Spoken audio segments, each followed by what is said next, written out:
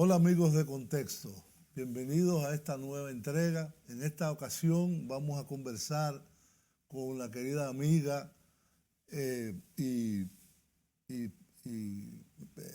política Minú Tavares Mirabal sobre muchos elementos, sobre su partido, sobre el futuro de corto y mediano plazo del país y de la política en el país y quizás también en la región, que está pasando en América Latina y en el Caribe.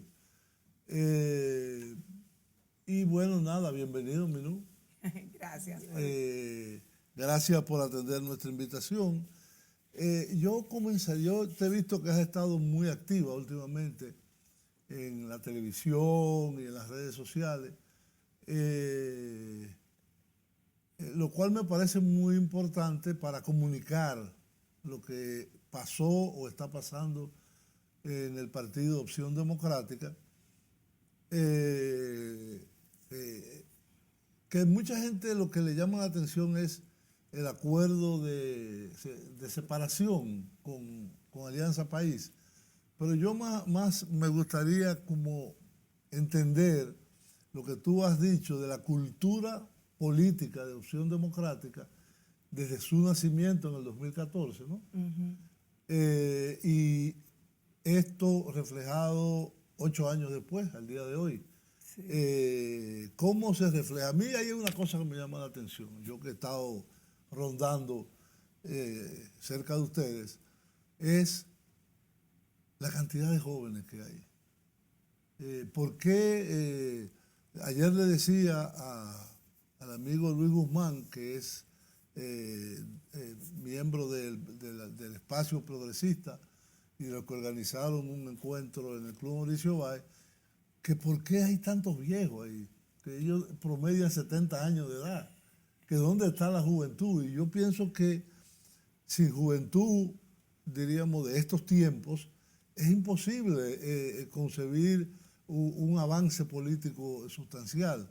Entonces, ¿en qué está hoy en día Opción Democrática, que diríamos surgió como el ave fénix de nuevo y está reestructurándose y formándose? ¿Cuáles serían las expectativas, digamos, a fin de año y después, en el 2023? Sí, bueno, me gustaría más decir que estás con Opción Democrática, más que cerca de Opción Democrática. Sí. Pero bueno,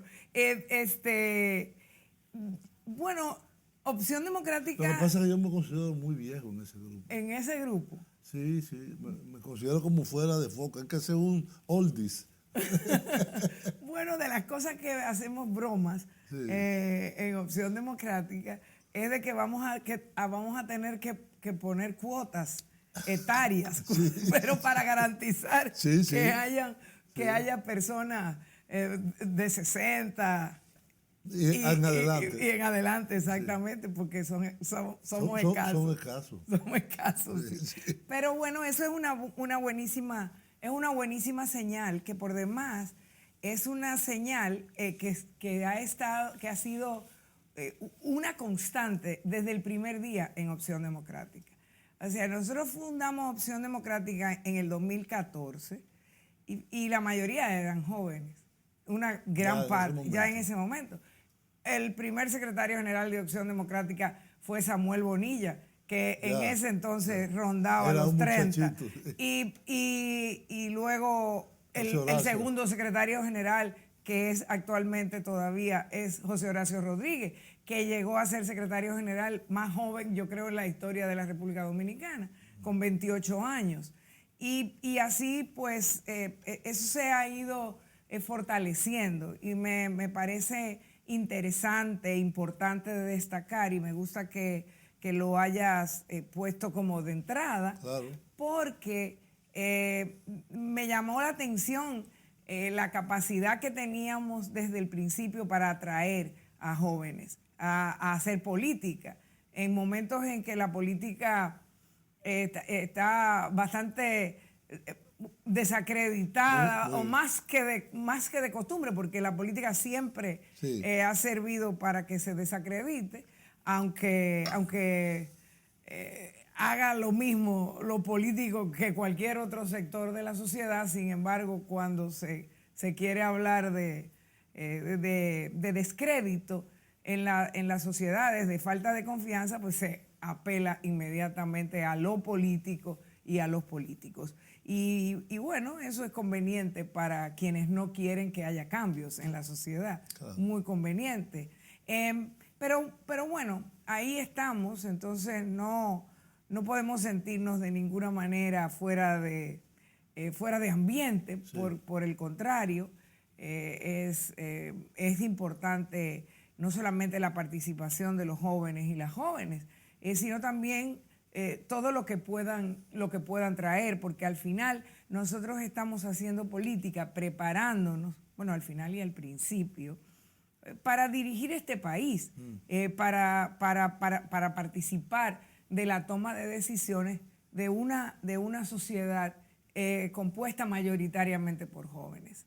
Sí, que pues son el segmento entre 18 y 34 años es casi un 40% de la población. Y entonces, que seamos capaces de romper con esa tendencia de la juventud a no participar, a no involucrarnos, es un motivo también de esperanzas. Claro. Muy, muy positivo. Claro. Y hay jóvenes ahí que vienen de diferentes sectores con muchas cualidades, habilidades, de las cuales estamos aprendiendo todos y todas cada día. Pero el imán en esa atracción a la juventud, ¿has sido tú, José Horacio, Samuel? ¿Quién ha sido él? Yo no diría quién. Yo creo que todos hemos puesto nuestro granito de arena. Por eso te decía que desde el 2014 la tendencia que Opción Democrática claramente manifestó era la capacidad de atraer jóvenes hacia el partido y hacia la actividad política, que es lo más importante. Y luego con la candidatura de José Horacio, pues eso se impulsó todavía mucho más. Recuerda que conformamos desde donde estábamos en ese momento, antes en la fusión que hicimos con Alianza País, impulsamos la creación de un conjunto de ciudadanos y ciudadanas para defender el voto. Sí. En las elecciones. Guardianes por la democracia. Y eso atrajo cientos de jóvenes. Llegamos a preparar jóvenes para que cubrieran, fueran observadores y delegados en las 700, como en ese momento creo que eran 714 mesas de la circunscripción número 1, casi en todas, y lo hicimos también en algunas otras en las circunscripciones 2 y 3 del país. Y es fundamental porque aquí, lamentablemente, la democracia dominicana, esa es una de las patas de la que cojea, sí. La falta de garantía y de capacidad para organizar elecciones libres, limpias, competitivas, libres de fraude. Sí. Hay que defenderlo el voto. No, y si no hubiera sido así, pues no hubiéramos obtenido el triunfo que obtuvimos con José Horacio, con la primera mayoría en esta circunscripción. Lo que no es fácil porque además íbamos sin ningún tipo de alianza. Tampoco ha habido en la historia dominicana un antecedente de un partido de los llamados minoritarios que haya sido capaz de elegir a un representante ante el Congreso Nacional sin alianza. Entonces, sin eso alianza, también hizo historia. Y siendo el número 1 en votación, en la demarcación. Exactamente. Pero ahí estamos con todos esos retos y y no solamente con la esperanza, sino con la decisión, con la voluntad de trabajar bien para convertir eso que somos en en un instrumento de todo el pueblo dominicano, que no solamente tenga el reconocimiento y que digan, bueno, esa gente son serias, esa gente hacen buena política, esa gente están claros, sino también que eso sea capaz de traducirse en apoyos militantes, porque hay que hacer política en la República Dominicana y en cualquier parte del mundo si queremos cambiar nuestras sociedades, y también hay que ser capaces de concitar, no solo concitar ese apoyo, sino lograr que se traduzca en votos en las urnas, en los procesos electorales. Mira, hay muchas cosas que preguntar, pero yo te diría, hoy en día Opción Democrática está en un proceso de, diríamos, de vuelta a salir de la gatera y de implantación en los territorios donde más simpatizantes y más seguidores tiene, pero también de expansión a otras zonas. A esto se va unido algo que tú has explicado, que es la solicitud a la Junta Central Electoral conjunta con Alianza País. Lo que quiere decir que fue una separación no de pelea, sino de mutuo acuerdo. La solicitud a la Junta Central Electoral para que la no consumación, vamos a decir en términos canónicos, de la fusión del 2019 fue. Del 2019. Del 2019, permita que todo lo que ustedes ganaron en búsqueda de apoyos, en firmas. Sí, de que recuperemos la personería jurídica. Que recuperen la personería jurídica y que no haya que hacer de nuevo todo este proceso. Según tú me explicabas antes de entrar, de los 27 partidos reconocidos en la Junta, en las consultas que hizo el Pleno, hay 20 que ya han manifestado su acuerdo con este restablecimiento de la personería jurídica. De la personería jurídica y por lo tanto de partidos oficialmente reconocidos en la Junta Central Electoral. ¿A dónde se está en este momento? Bueno, en este momento se está justamente esperando que el Pleno se reúna y que conozca la opinión de los partidos. Ellos recabaron la opinión por escrito de los partidos reconocidos sobre la solicitud conjunta que hicimos Alianza País y Opción Democrática para desfusionar los dos partidos. Y entonces hay, incluyendo Alianza País, 20 partidos que han respondido positivamente, que están de acuerdo con que eso se lleve a cabo. Y yo quisiera señalar un elemento importante que ha estado presente en esas opiniones positivas que han dado los partidos. En primer lugar, el reconocimiento de que lo que ocurrió con Opción Democrática fue un caso bastante único, bastante particular, claro. Porque hubo una violación de derechos de los militantes, de los derechos políticos de los militantes que conformamos Opción Democrática en el 2015 y que depositamos y cumplimos, y se le aplicó una decisión de la Junta que fue considerada luego por el Tribunal Constitucional como discriminatoria, y que dio lugar a que el Tribunal Constitucional ordenara a la Junta Central Electoral que volviera a conocer el caso de Opción Democrática y que lo hiciera aplicándole a ese reconocimiento los mismos criterios que le había aplicado a otros partidos en ese mismo momento o hacía poco tiempo, y no criterios diferenciados. De modo que,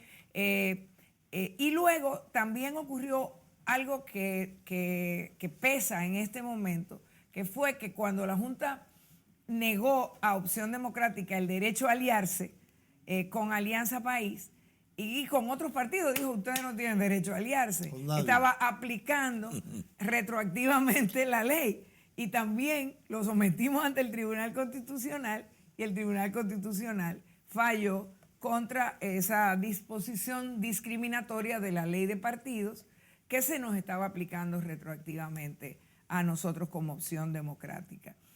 ¿Qué vamos a hacer? Bueno, pues estamos esperando y deseando, aspirando a que la Junta Central Electoral, el Pleno, se reúna y tome una decisión. Porque en estos casos los plazos corren y corren en contra de nosotros. Ya estamos a punto de entrar en un año preelectoral, sí, y entonces nosotros estamos trabajando internamente, organizándonos, estamos trabajando conceptualmente, estamos trabajando haciendo análisis político, y preparándonos para participar en la vida política, en el debate político dominicano, como lo que somos y queremos ser, un partido alternativo, un partido que se atreva a fijar posiciones y a plantearlas, y a plantear propuestas, y a presentar candidaturas en las elecciones, y a organizarnos en todo el país, porque efectivamente pues toma tiempo volver otra vez a reconstruir las estructuras que teníamos a nivel nacional, pero ahí vamos trabajando día a día para hacer eso posible, y me siento muy contenta con la respuesta que como tú bien dices es notable, ¿no? Como ha venido, o sea, y llegar a los lugares y que la gente te diga, oye, yo quiero ser de Opción Democrática, yo quiero pertenecer, en qué estamos, cuándo tenemos, nos hace que aproveche este espacio también para, si alguien de la Junta nos está escuchando, pues simplemente que recuerde que está pendiente y que es importante que se tome la decisión para que después no tengamos que decir, como en aquella vez, que justicia demorada es y termina siendo justicia denegada. Así es. Vamos a una pausa y regresamos inmediatamente.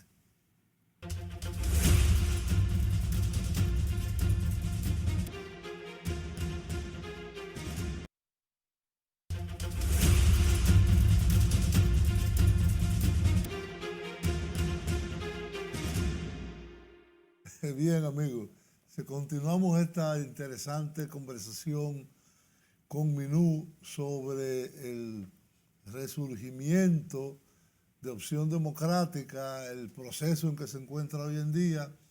Y ahora yo quiero entrar en algo quizá más sustancial. Ustedes han tomado no quiero decir una consigna, sino un concepto, que es la buena política. Yo mismo me preguntaba, ¿pero qué es la buena política?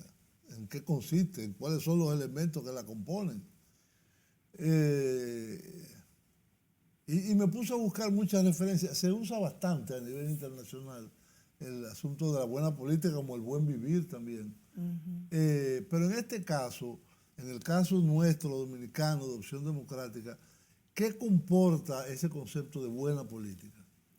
Bueno, comporta varios aspectos importantes que tienen que ver con hacer política de manera distinta, una política comprometida con no solamente con la construcción de un Estado de Derecho, sino también con un Estado que funcione, que un Estado que respete los derechos humanos y que garantice el ejercicio de esos derechos humanos.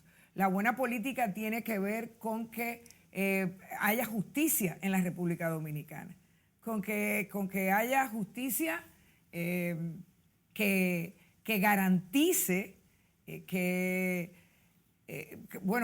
garantice que se cumpla con la ley, y que garantice también que quienes han perpetrado o perpetran crímenes contra contra los ciudadanos y ciudadanas o contra los bienes públicos, cumplan, sean juzgados y cumplan con esas condenas. Que no tengamos un país como hasta ahora en donde la justicia simplemente no existe, en donde la impunidad es lo que se ha impuesto, lo que garantiza la forma en que no solamente en que se maneja el Poder Judicial y en que se manejan el Estado dominicano en términos generales, sino también que garantice que los ciudadanos y ciudadanas puedan vivir en un Estado de derecho, que es un Estado en donde impera la ley. Quiere decir hacer una buena política, quiere decir o ser buenos políticos, quiere decir que estamos comprometidos con la sostenibilidad ambiental.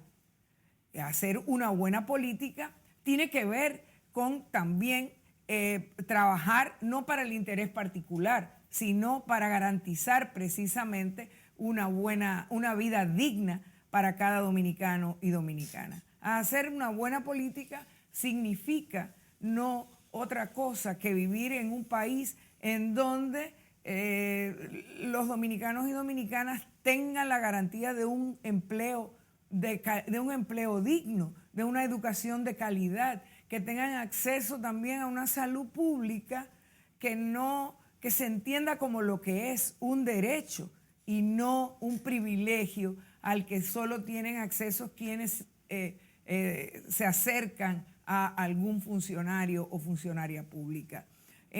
La buena política es eso, es tener hombres y mujeres que vayan al Estado a trabajar por los derechos colectivos, por cada uno de los ciudadanos y ciudadanas que componen esta sociedad y no simplemente a buscar beneficiarse ellos y ellas. O a grupos sociales. O a grupos sociales determinados, exacto, a buscar exclusivamente el interés particular. La buena política implica precisamente todo eso y probablemente podríamos seguir ampliándolo, sí, pero tiene mucho que ver con el comportamiento de quienes hacen la política, que no es algo pequeño. Exacto. Exacto, porque se pregona con el ejemplo. Exactamente. También de las personas. Yo digo que la buena política tiene que ver con hacer que las transformaciones que la República Dominicana necesita sean una realidad, sucedan. Sí. Sí, bueno, y tener, diríamos, por lo menos un conjunto de propuestas a la sociedad que conlleven a esa realización de esos derechos y de esas transformaciones o cambios en muchas ocasiones. Hay muchos problemas que son ya muy puntuales, pero que son terribles, es decir, el derecho al agua. Exacto. El derecho a tener energía eléctrica dentro de su casa. El derecho a que los envejecientes... A caminar por las calles sin tener temor de que te asalte y peor aún, a caminar por las calles sin sentir que también te tienes que cuidar de los agentes del Estado, de los policías o de quienes se supone que te van a garantizar o de que te vas a caer exactamente. Sí, exacto. Es decir, son muchos elementos que van componiéndose. Hay algo que, por ejemplo, los partidos vamos a decir alternativos, voy a ponerle un nombre, los partidos progresistas dominicanos, no terminan de incorporar muy bien, y es el tema de los nuevos derechos. Por ejemplo, llamados de tercer piso, de tercera generación. De tercera generación, etc. Por ejemplo, los derechos de la comunidad LGBT. Ese es un caso terrible. Es decir, aquí la homofobia no solo está en los tradicionales, sino también en parte de los alternativos, vamos a decir. Porque es una tradición que se arrastra de muchos años. Así como eso, el tema de, diríamos, el productivismo infinito. Es decir, que la meta es que el Producto Interno Bruto crezca sin límite, sin tener ningún... Sin importar si eso tiene destruye un impacto en la naturaleza, calidad de vida de las personas, si termina con el medio ambiente. Termina con el medio ambiente, que la gente vive agobiada, que los cursos de agua se destruyen, que las playas se destruyen. Es crecer porque hay que crecer. Yo creo que ese es un concepto que es, diríamos, de nueva política a nivel de economía internacional, de que en algún momento, por ejemplo, los grandes países tendrán que decrecer. Bueno, eso es una tendencia a nivel internacional desde hace años, que sea el decrecimiento, la teoría del por lo decrecimiento. menos de estabilidad en el nivel del crecimiento, porque si no vamos a acabar con la cajita en donde todos vivimos, la casa común. Y eso es algo que, digamos, se ha incorporado. Aquí quizá hay un poco más de conciencia por el tema de la minería y ese tipo de asuntos, pero es algo que hay que seguirlo trabajando. Esta es una sociedad más urbana que rural, mucho más. Creo que andamos por entre 70 y 80% de la población urbana.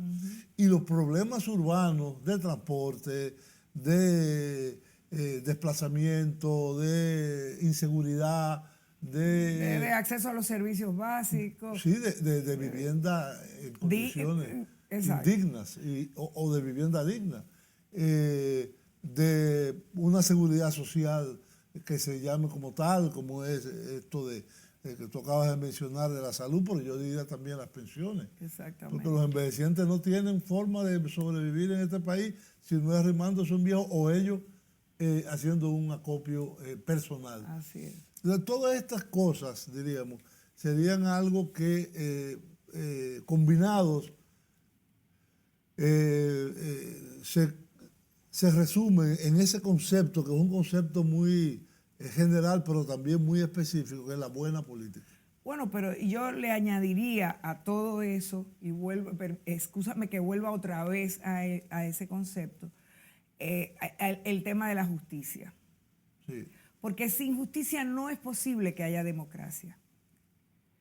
Y para que haya justicia, tenemos que tener un Estado que funcione, tenemos que tener un compromiso con la impartición de justicia.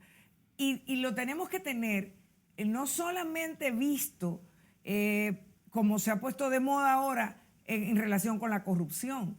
O sea, la justicia... No, con todo. No, exactamente. O sea, yo siempre pienso cuando hablamos de la necesidad de que haya justicia, de que quienes se roban lo que es de todos y todas, quienes asaltan el erario público, tienen que pagar las consecuencias y se reclama el fin de la corrupción y el fin de la impunidad, pero solamente referido al tema de la corrupción. Yo que vengo de una familia que ha padecido en carne propia la falta de justicia, pues siempre pienso que es más importante. O sea, que algún corrupto pague en la cárcel lo que se robó. O evitarlo. No solamente evitarlo, sino también que los asesinos, por ejemplo, de héroes nacionales, también paguen. Cualquier asesino, pero en este caso particularmente, de héroes que han sido nombrados por poderes del Estado, como el Congreso Nacional, por la Presidencia de la República, como tales, que reposan y de los que nos enorgullecemos. No, esta sociedad es una sociedad de la impunidad, no solamente con el tema de la corrupción. Mira, yo te voy a decir algo, Julio. Tú sabes lo que es la institución del Estado Dominicano, que es la Academia de la Historia. Sí. Bueno, en la Academia de la Historia, los historiadores dominicanos se sientan cada vez que se reúnen con un asesino de varios héroes nacionales, como es Ramiro Mato. Lo designaron el año pasado. Lo designaron miembro de número de la Academia de la Historia, con un currículum absolutamente falseado. Porque ese señor, ese criminal, ese asesino, que se dice historiador, se sienta ahí como tal, pero tiene en su haber, y no se dice, haber participado en el fusilamiento de héroes nacionales encadenados como fueron los expedicionarios de junio del 59. Dirigió la patrulla que asesinó, también amarrado y con la mayor de las crueldades, porque fue de la siguiente manera, a Manolo Tavares Justo. Mientras Manolo decía, yo soy el responsable, mátenme a mí y dejen a ellos que no son los responsables. Están heridos algunos. Y sin embargo, lo que decidió fue que mataran uno a uno a sus compañeros para torturarlo mientras veía que los asesinaban. Lo dejaron a él de último. Ese es Ramiro Matos. Y Ramiro Matos estuvo también dirigiendo el asesinato de Francisco Alberto Camaño Deñó. Y ahí está. O sea, dime si hay un ejemplo mayor de impunidad. Yo me pregunto muchísimas veces cómo se sientan ahí alguna gente muy reconocida de este país al lado de ese criminal y lo justifican. Entonces, eso es lo que hay que cambiar. Eso es lo que cualquiera que se respete y que ame este país no puede permitir y no puede dejar de denunciar.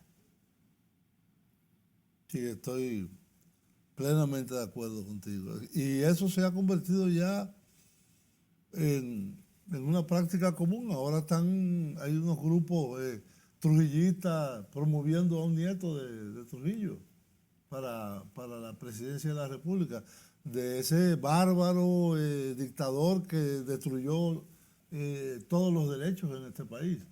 Y este hombre no es porque fuera nieto de él, porque eso no, pero él tiene su propio prontuario. Aparte del de él, pero no es porque sea nieto de Trujillo, sino porque reclama la pertinencia de ese régimen. Ahí es que está el problema. Que de hecho aquí hay una ley que prohíbe las actividades trujillistas, pero nadie la cumple. Y como tú dices, sí, evidentemente... bueno, pero eso es lo que yo creo, Julio, en estos momentos en que está en el centro, digamos, en el centro de los debates de quienes promueven la unidad de las fuerzas de izquierda, eso es algo que tenemos que ver también. Cómo en nuestra historia como izquierda, en la República Dominicana, tenemos prácticamente 0 ejemplos de vincular nuestra militancia con la militancia por la garantía y el ejercicio de los derechos humanos y por la garantía y el ejercicio de la justicia. Hay ejemplos, algunos, o sea, que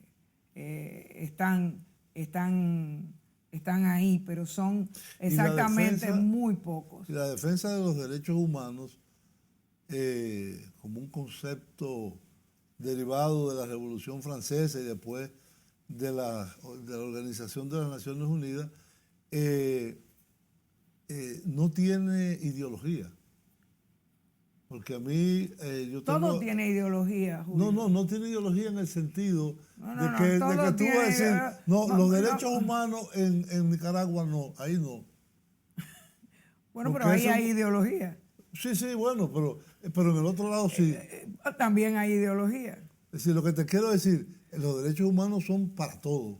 No, lo preocupante, y es parte de la discusión que se sostiene a nivel internacional, es que se utilice la bandera de los derechos humanos precisamente para impulsar el derrocamiento de gobiernos que no gustan. Sí. O sea, absolutamente que se utilice... Se usa como ideología, pero digo, la defensa real de los derechos humanos es algo que trasciende, si tú eres socialista, comunista, neoliberal, lo que sea. Es decir, las personas tienen el derecho a vivir, las personas tienen el derecho a hablar, las personas deben tener el derecho a no ser perseguidas penalmente por una actividad política, siempre y cuando no haya cometido delitos, es lo que quiero decir, delitos penales. Pero yo veo mucho que muchas personas me dicen, no, En Nicaragua que haga lo que quiera Daniel Ortega. Pero no puede ser, no puede ser. No puede ser que en las cárceles de Nicaragua, en el Chipote, haya caído muerto Hugo Torres, un comandante sandinista que le salvó la vida además a Daniel Ortega. Sí. En las condiciones más pero eso nos lleva a lo que yo decía al principio. Es decir, es un tema que se ha convertido en un tema que sirve para defender el alineamiento en donde te encuentres y criticar la paja en el ojo ajeno y no ver la viga que tú tienes en el tuyo.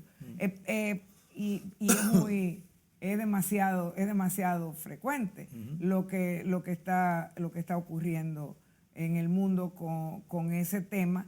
Y yo creo que, igual que el tema de la democracia, tendremos que revisitarlos. Claro. Y tendremos que ver hasta qué punto no se han convertido solamente en temas que se cree que como si se tratara solo de democracias electorales. Exacto. Y como si el concepto de democracia no implicara también ese ejercicio de derechos humanos, esa lucha constante, permanente de cada Estado que se considere democrático, de garantizar que sus ciudadanos y ciudadanas no tengan que vivir en extrema pobreza, por ejemplo. Sí. Porque eso también es una violación de derechos humanos y se nos olvida. O sea, los derechos humanos no son solamente los de la libre expresión o lo del libre pensamiento, también tienen que ver con los derechos sociales. O sea, con los derechos sociales. Julio Anguita, a quien tú conociste bien, fue coordinador general de Izquierda Unida en España, él decía que todo el programa que se debe levantar está contenido en la Carta de los Derechos Humanos. Pero en toda la Carta de los Derechos Humanos. Entera. Exactamente. Y el derecho a la vivienda, el derecho a comer, el derecho a la salud, el derecho a la protección social. Bueno, por eso no se incluyen. Sí. Se incluye solo la parte electoral. O el derecho a la propiedad privada. Entonces, o sea, es como un derecho que está por encima de todos los demás derechos. Sí. Y yo creo que el derecho a la propiedad privada. Pero, por supuesto, que condicionado al derecho colectivo de la sociedad. Vamos a ir a una pausa última y regresamos inmediatamente.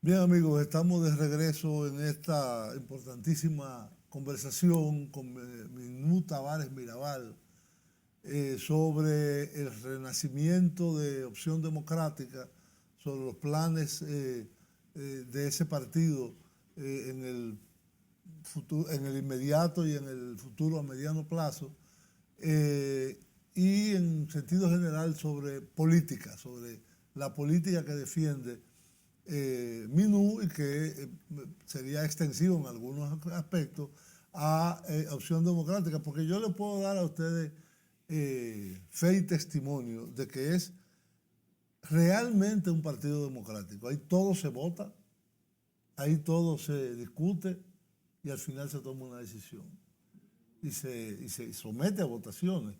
De hecho, con sistemas muy modernos electrónicos a través de plataformas electrónicas.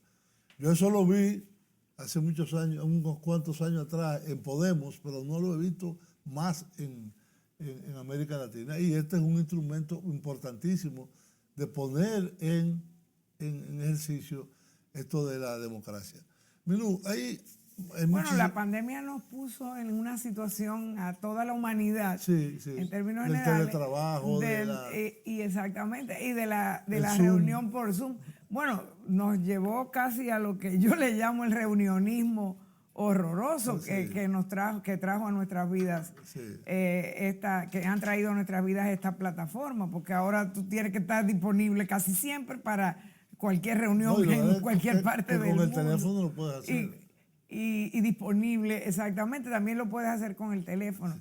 Pero es muy positivo porque también tiene su parte positiva, aparte de eso negativo que yo acabo de señalar, porque permite que mucha gente participe de manera virtual en las reuniones y que también pueda votar con el mismo sistema de votación con que tomamos las decisiones. Ahora mismo estamos trabajando, bueno, primero en la activación de la escuela política del partido y estamos muy entusiasmados con eso.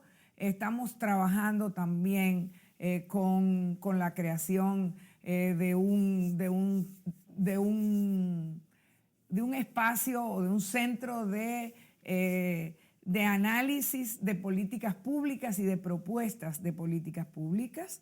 Y eso, pues, evidentemente mirándolo de cara a no solo que nos permita tener una especie de gabinete sombra como debemos para poder opinar, incidir, hacer los análisis de coyuntura con respecto a lo que está pasando, sino también con una visión más de futuro, de terminar de diseñar los programas que pensamos, los programas de gobierno que pensamos impulsar, tanto de gobierno no solamente a nivel del Poder Ejecutivo, sino también para los gobiernos locales y también para nuestras propuestas políticas desde Opción Democrática en el Congreso Nacional, con nuestros representantes y nuestras representantes que tenemos que trabajar para que vaya cada vez más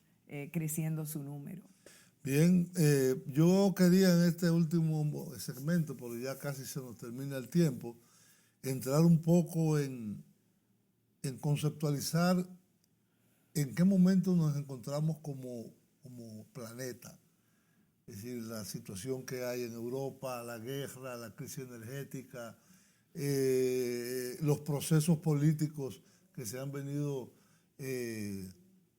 sucediendo en América Latina desde 2018, que gana López Obrador, hasta el reciente triunfo de Petro, y muy probable también de Lula en octubre. Eso, vamos, modifica el panorama mundial y regional. Y si bien la primera llamada ola progresista se montó sobre un incremento de la demanda y de los precios de las materias primas, en este caso estamos yendo hacia un escenario muy diferente. Pero a mí hay algo que me interesa porque no es solamente un tema internacional, sino también yo creo que es un tema local, y es la situación de Haití y los haitianos en República Dominicana. Se ha hecho muchísima ideología, se han hecho campañas de odio, mucha gente cree de verdad que el enemigo del país es Haití y los haitianos. Pero el tiempo se nos terminó prácticamente. Y eso es para un programa completo. Para un programa, exactamente. Es para un programa completo. Ahora bien, nosotros como Opción Democrática somos un partido que se define en primer lugar como un partido que, en el que no se acepta la discriminación, ningún tipo de discriminación, contra absolutamente ningún conglomerado humano, ninguno, ni minoritario ni mayoritario, ni por ningún origen, ni racial, étnico, ni de religión, ni de preferencias o identidades sexuales, ni de ninguna manera contra personas porque sean pobres.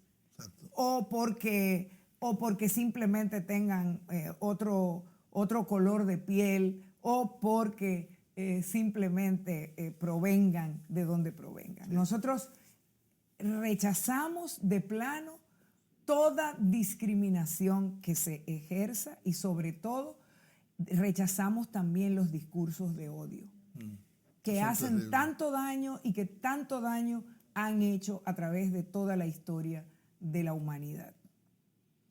Y eso es una cuestión de principio para Opción Democrática. Bueno, muchas gracias. Como tú dices, esto da para todo un programa, pero el tiempo es un dictador en televisión. Tú tienes compromiso y tenemos que entregar también el espacio. Así que muchas gracias por tu compañía.